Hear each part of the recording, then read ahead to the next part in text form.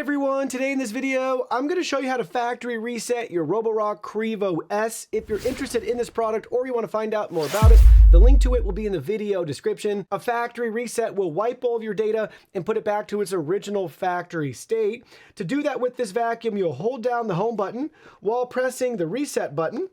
So you might need a little paper clip, things like that, to get that pressed.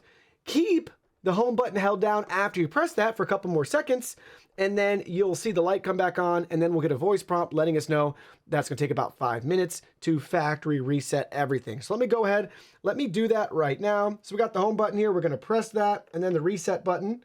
I just pressed that. You'll notice the lights went off. So I let go of that. We're still holding down the home button. Give it a minute here. The lights are blinking. Now we're all set and ready to go. Factory settings.